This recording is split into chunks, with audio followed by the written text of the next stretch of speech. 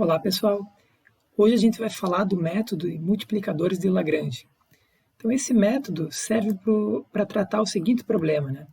A gente quer maximizar ou minimizar uma função f de x, y, z, ou seja, encontrar o maior valor possível ou o menor valor possível, mas sob algumas restrições sobre as variáveis, né? As variáveis x, y, z não vão ser independentes, elas deverão satisfazer uma certa restrição.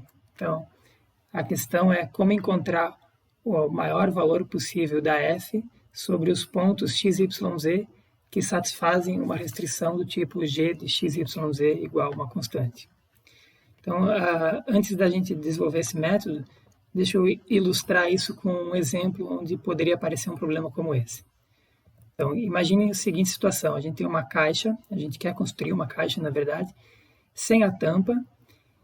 Então, ela tem essas faces, a face superior não existe, ela está aberta, e a gente quer construir essa caixa de modo que o volume dela seja 32 centímetros cúbicos, e a gente quer fazer isso gastando a menor quantidade de papel, por exemplo. Então, no fundo, a gente quer a menor área possível. Então, isso é um problema de otimização. A gente está querendo minimizar a função f de x, y, z, que nesse caso é a função que calcula a área total dessa caixa. Então, notem que aqui temos xy, que corresponde à área da face inferior, e aqui temos as faces laterais, que aparecem duas vezes cada face. Então, aqui a face xz, a face yz, que é essa da frente. Então, essa função aqui está calculando a área lateral. A gente quer achar o valor mínimo, mas a gente quer que o volume seja 32. Então, a gente tem aqui a restrição que as variáveis x, y, z devem satisfazer, que o produto de x por y por z deve ser igual a 32. Então, esse é um exemplo de situação que se enquadra nesse problema geral que a gente está tentando tratar aqui.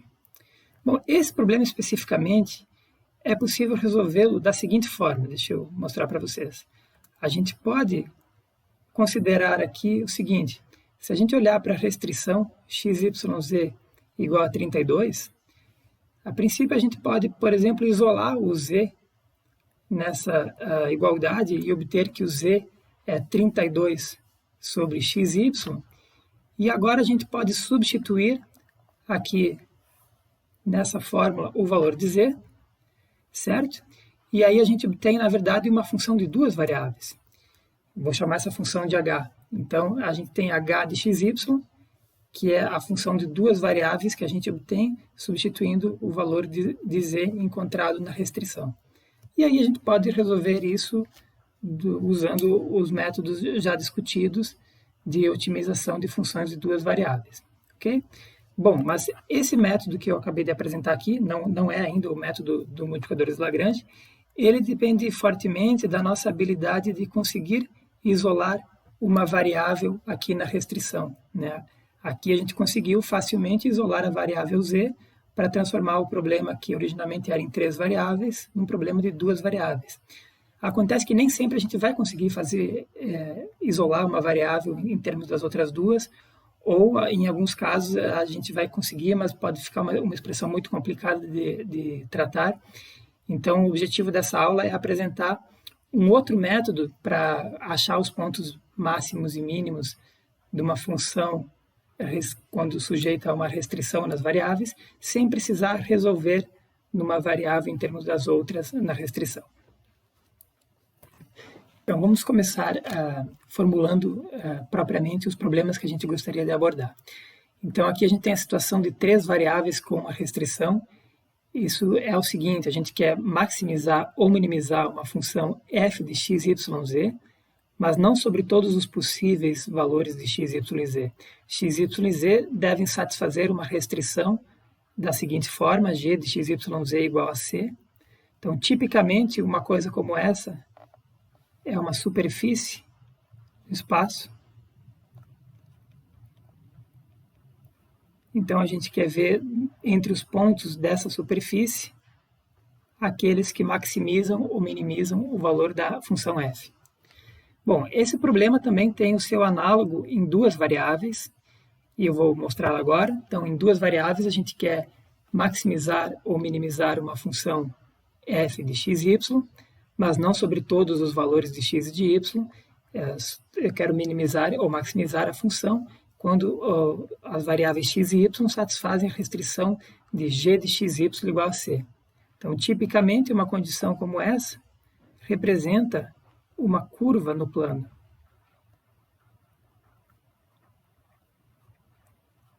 Então, a gente não está olhando, a princípio, para todo o domínio da função, a gente está olhando apenas para uma curva no plano, onde a gente vai calcular os valores da f, que a pergunta é onde estão os maiores e os menores valores possíveis. Okay? Então, ali estaria uma representação de uma curva no plano dada pela igualdade g de x e y igual a c.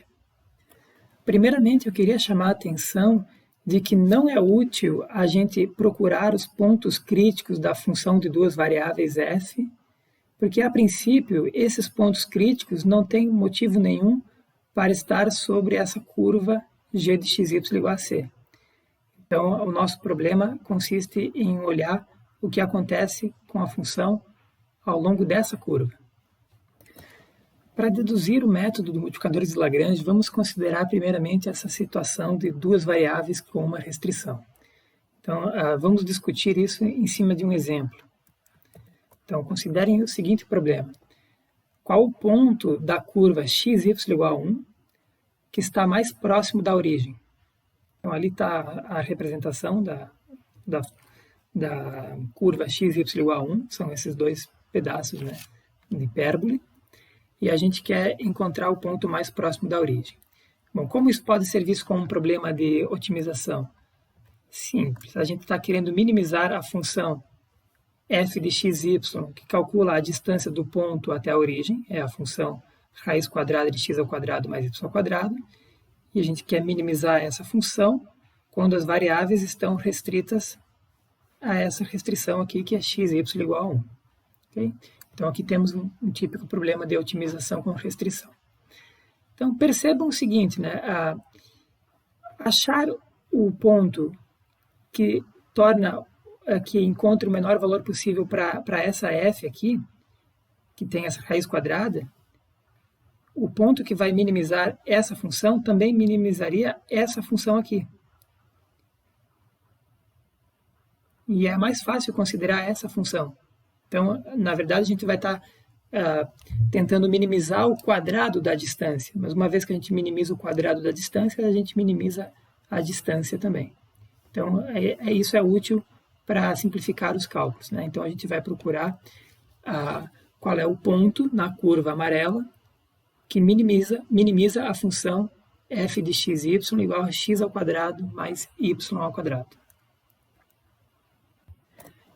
Então, aqui está o problema, minimizar a função f de xy igual a x ao quadrado mais y ao quadrado, sujeita à restrição de que g de xy, que é a função xy, seja igual a 1. Bom, como a gente pode abordar esse problema?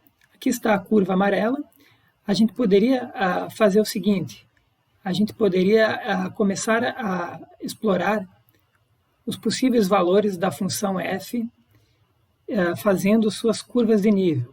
Por exemplo, a gente pode fazer, isso é chamado mapa de contornos, né? Fazer várias curvas de níveis da função f nesse mesmo plano onde a gente representou a curva amarela.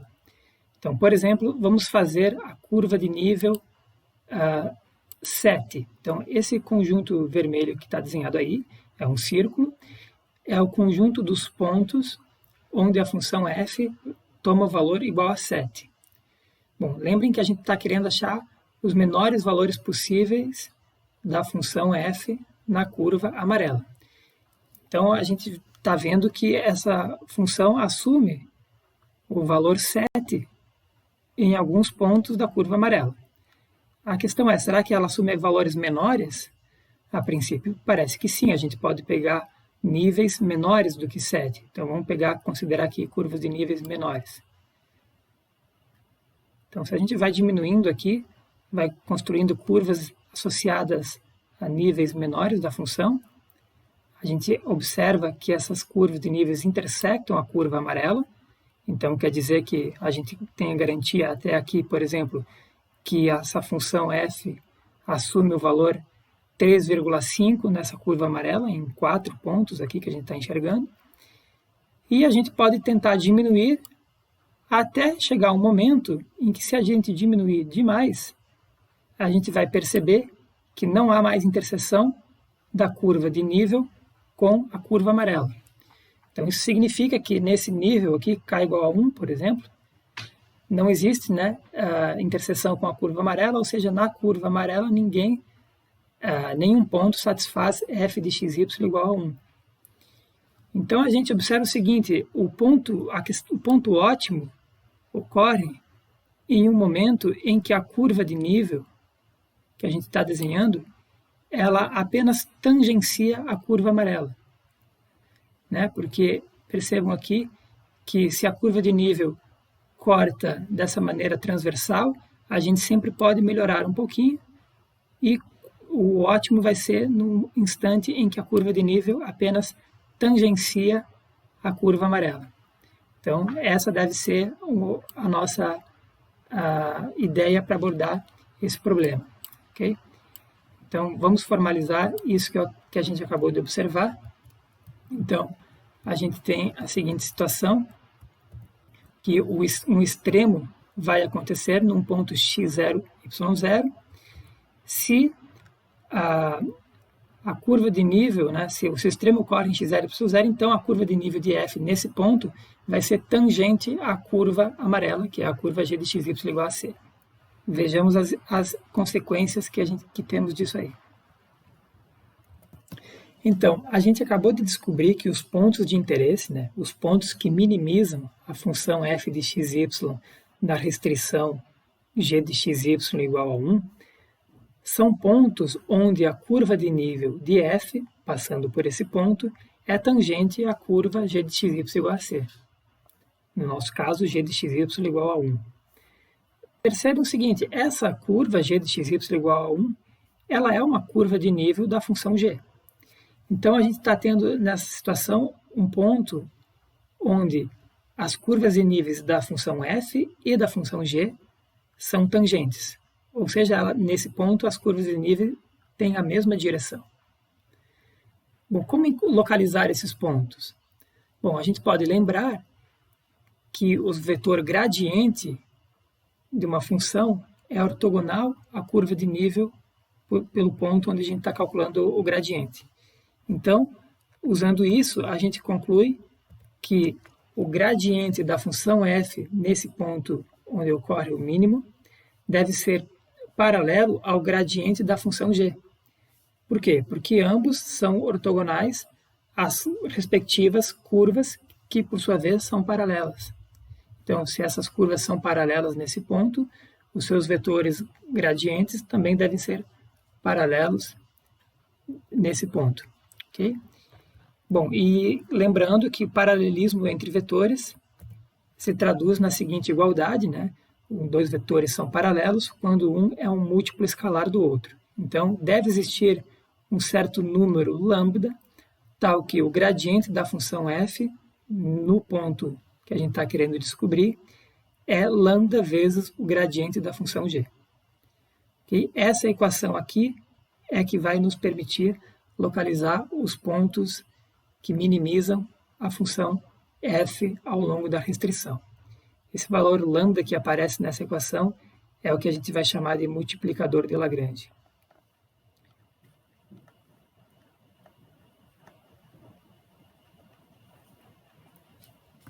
Vamos resumir isso que temos até aqui.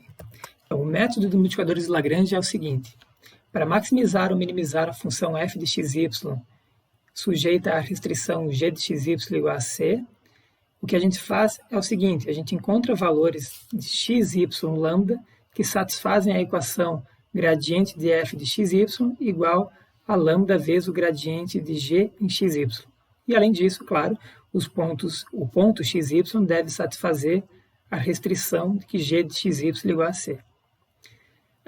Esse método tem o seu análogo para funções de 3 variáveis, que é o seguinte: então, para maximizar ou minimizar a função de 3 variáveis sujeita a uma restrição g de xy igual a c, a gente vai encontrar valores x, y, z e lambda que satisfazem a equação gradiente de f no ponto xyz igual a lambda gradiente de g no ponto xyz. E, além disso, claro, o ponto tem que satisfazer a restrição que diz que g de xyz tem que ser igual a c. Para ilustrar o método, vamos considerar a situação de uma função de duas variáveis e vamos usar o exemplo que estávamos discutindo anteriormente. Então, a gente está querendo minimizar a função f de xy, que é x ao quadrado mais y ao quadrado, sujeita à restrição de que xy seja igual a 1. Então, a gente vai chamar essa função aqui, xy, de g de xy. Então, como a gente viu, a gente tem que construir o seguinte sistema, que é gradiente de f em xy, tem que ser igual a lambda gradiente de g em xy, e xy tem que ser igual a 1. Então, vamos calcular esses vetores gradientes. Lembrando que o gradiente de f é o vetor cujas componentes são as derivadas parciais de f com respeito a x e com respeito a y. Então, o gradiente dessa função f especificamente é as suas coordenadas 2x, 2y. Okay? Da mesma forma, o gradiente da função g é derivar a g parcialmente com respeito a x, depois com respeito a y. Então, a gente vai obter o vetor que é o vetor yx. Dessa forma, esse sistema que está aqui se transforma no seguinte sistema de três equações e também de três variáveis. Aqui as variáveis são x, y e lambda, certo? Notem que esse é um sistema um pouco diferente dos sistemas que a gente está acostumado, porque ele é um sistema não linear. Aqui a gente está tendo uma expressão que envolve o produto das variáveis lambda e y. Então isso aqui caracteriza um sistema que não é linear. Então, a gente precisa resolver sistemas como esse na hora de resolver pelo método de multiplicadores de Lagrange, e não é um sistema que tenha um roteiro que sempre funciona para resolver, como o caso de sistemas lineares que a gente pode fazer via escalonamento ou coisas que a gente estuda em álgebra linear. Aqui a gente está lidando com sistemas não lineares. Então, vejamos como a gente pode resolver esse sistema de equações. É muito tentador nesses sistemas a gente querer isolar uma das variáveis, dividindo toda a equação. Por exemplo, aqui a gente poderia dividir, para isolar o lambda, a gente pode dividir toda a equação por y. Aqui na segunda equação, a gente pode, se quiser isolar o lambda, dividir toda a equação por x. Só chama a atenção de que, ao fazer essas manipulações, a gente tem que tomar cuidado com as possíveis divisões por zero, que acabariam fazendo com que a gente perdesse soluções, por exemplo. Então, a gente tem que lidar com cuidado nessas situações. Bom, por sorte, nesse sistema aqui, não teremos esse problema. De fato, se a gente olhar para a última equação, que diz que xy é igual a 1, dali a gente conclui que tanto x como y não podem ser nulos. Certo? Então, isso nos dá tranquilidade para fazer manipulações que envolvam divisões por x ou divisões por y. Então, vamos usar isso se a gente olhar agora para a primeira equação. Olhando aqui para a primeira equação, a gente poderia isolar o lambda nessa equação e obter que lambda é 2x sobre y. E agora também a gente pode fazer a mesma coisa na segunda equação, isolar o lambda, e a gente obtém que lambda é 2y sobre x. Ok? Bom, então, como lambda é igual a ele mesmo, a gente pode igualar essas duas coisas e obter, então, que 2x sobre y tem que ser igual a 2y sobre x. Daqui, a gente conclui, multiplicando o cruzado aqui, que 2x ao quadrado é igual a 2y ao quadrado. A gente pode cortar aqui o 2 dos dois lados da equação e a gente conclui que x ao quadrado é igual a y ao quadrado e, portanto, x é igual a mais ou menos y. Okay? Então, temos duas situações a considerar. Temos a considerar a situação em que x é igual a y e a situação em que x é igual a menos y. Vejamos. Vamos olhar primeiro o caso x igual a y. Então, x igual a y, vamos olhar aqui no sistema de equações, a gente tem que xy tem que ser igual a 1, xy ser igual a 1, mas x é igual a y, então significa que x ao quadrado tem que ser igual a 1. Dessa forma, a gente obtém que x pode ser 1 ou menos 1. E como x é igual a y, o y também tem que assumir o mesmo valor de x. Então, nesse caso aqui, a gente obteve dois possíveis pontos, né? O ponto em que x e y são iguais a 1 e o ponto em que ambos, x e y, são iguais a menos 1. Agora vejamos o caso em que x é igual a menos y. Bom, se a gente olhar para o sistema, né, aqui a gente tem essa condição que deve ser satisfeita, x e y igual a 1. Nessa situação em que x é igual a menos y, x e y igual a 1 se traduz em menos x ao quadrado igual a 1. Ok, mas acontece que essa igualdade é impossível, porque x ao quadrado nunca é negativo, então menos x ao quadrado sempre é negativo ou nulo. Então não pode ser igual a 1. Então esse caso aqui, x igual a menos y, é impossível, a gente não consegue obter nenhuma solução a partir desse caso. Então a conclusão é que os casos de interesse são os pontos 1, 1 e menos 1, menos 1. Então, voltando ao problema, lembrando que a gente estava procurando os pontos na curva amarela que estão mais próximos da origem, e o método do multiplicadores de Lagrange nos forneceu esses dois pontos, o que é totalmente coerente, porque a gente percebe aqui pela simetria da figura que não é único o ponto mais próximo da origem, existem dois pontos equidistantes da origem, que são os que minimizam a função f, que representa, na verdade, aqui o quadrado da distância até a origem. Então, aqui está o ponto de coordenadas 1, 1, e aqui está o ponto de coordenadas menos 1, menos 1. Agora vamos considerar um problema de 3 variáveis com uma restrição. Então, o seguinte exemplo, né? Determinar o ponto da esfera x² mais y² mais z² igual a 36, que está mais afastado do ponto 663. Aqui está uma representação, em vermelho a gente enxerga aqui a esfera, que é uma esfera com centro na origem e raio igual a 6, e aqui está o ponto em azul. Esse ponto é um ponto exterior à esfera, isso é fácil de verificar, porque quando a gente calcula a distância desse ponto até a origem, a gente obtém um número maior do que 6, portanto ele está externo a essa circunferência. E a pergunta é, nessa esfera, desculpa, eu falei circunferência, nessa esfera, qual é o ponto que está mais distante desse ponto 663? Então, nesse problema, a gente está querendo maximizar a função f de x, y, z, que é a distância, que seria essa função aqui, raiz quadrada de x menos 6 ao quadrado, mais y menos 6 ao quadrado, mais z menos 3 ao quadrado, sobre a restrição de que x ao quadrado, mais y ao quadrado, mais z ao quadrado igual a 36. Essa restrição significa que o ponto pertence à esfera.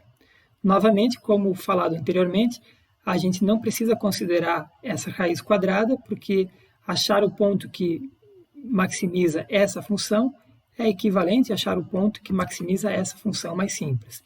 Então, a gente vai estar considerando aqui, na verdade, o quadrado da distância do ponto até o ponto 663. Então, estamos querendo maximizar essa função f, sujeita à restrição de que a função g, que é dada por x² mais y² mais z², seja igual a 36 nesses pontos onde eu estou querendo maximizar a função f. Então, vejamos. O método dos multiplicadores de Lagrange diz que a gente tem que resolver esse sistema, que é o gradiente de f no ponto, tem que ser igual a lambda vezes o gradiente de g, e além disso tem a equação dada pela própria restrição. Então, vamos calcular esses vetores gradientes. Então, o gradiente de f, a gente tem que calcular a primeira componente desse vetor, é a derivada parcial da f com respeito a x, isso é 2 vezes x menos 6. A segunda componente é a derivada com respeito a y, isso vai dar 2 vezes y menos 6. E a terceira componente eu tenho que derivar com respeito a z, o z só aparece aqui, então isso vai dar 2 vezes z menos 3. Agora, fazendo a mesma coisa com a função g, o gradiente de g, a gente vê que a derivada com respeito a x é 2x, com respeito a y é 2y, com respeito a z é 2z. Ok, então esse sistema aqui se traduz no seguinte sistema. Então, 2 vezes x menos 6 tem que ser igual a 2x. 2 vezes y menos 6, que é esse cara aqui, tem que ser igual a 2y, vezes lambda, claro. E 2 vezes z menos 3 é igual a lambda vezes 2z. Além disso, temos também a equação dada pela própria restrição. Então, aqui temos um sistema que envolve 4 equações, ok? 4 equações em 4 variáveis. Né? As variáveis são x, y, z e lambda. Então, vejamos como a gente pode resolver esse sistema. Primeiramente, observem que nas 3 primeiras equações, a gente tem um fator 2 que é comum aqui dos dois lados da equação. Então, a gente pode cancelar esse fator 2 e obter um sistema um pouco mais simples, que é o que está escrito aqui. Vamos ver como dá para resolver, então, esse sistema um pouco mais simples. Então, a gente gostaria, por exemplo, de isolar, uma estratégia seria isolar o lambda em cada uma dessas 3 primeiras equações para poder fazer as comparações. Então, para isolar o lambda na primeira equação, a gente tem que dividir por x. Então, para dividir por x, a gente tem que se certificar que esse x não é nulo, porque a gente não pode dividir por zero. Bom, de fato, é fácil ver que o x não pode ser zero. Por quê? Se o x fosse zero, a gente não conseguiria satisfazer essa equação aqui, certo? Porque quando o x é zero, do lado direito a gente teria zero, e do lado esquerdo a gente teria menos 6. Né? Então, x igual a zero implicaria que menos 6 é igual a zero. E isso não pode. Então, a conclusão que a gente tem é que o x é diferente de zero. A mesma análise pode ser feita para as variáveis y e z e nos leva a concluir que tanto x quanto y quanto z não podem ser nulos. Isso nos dá tranquilidade para dividir por x ou por y ou por z. Então, na primeira equação, a gente divide por x e obtém que lambda é igual a x menos 6 sobre x. Na segunda equação, a gente divide por y e conclui que lambda é y menos 6 sobre y. E a mesma coisa na terceira equação, o lambda é z menos 3 sobre z. Ok, agora a gente vai fazer comparações aqui, né? Todos esses valores devem ser iguais, porque todos são iguais a lambda. Se a gente olha primeiramente para as 2 primeiras igualdades, comparando isso, a gente tem então que x menos 6 sobre x é igual a y menos 6 sobre y. Multiplicando aqui cruzado, a gente tem então que x menos 6 vezes y, que eu já distribuí aqui, ficou xy menos 6y, é igual a xy menos 6x. Okay? Aqui a gente tem um fator comum dos dois lados, x e y, a gente pode cancelar. Então, a gente conclui que menos 6y igual a menos 6x, onde a gente conclui, cancelando agora o fator menos 6, que x deve ser igual a y. Tá? Então, resumindo, ao comparar essas 2 primeiras equações aqui, a gente obteve que x é igual a y. Okay? Agora, vamos ver o que a gente pode dizer sobre a variável z.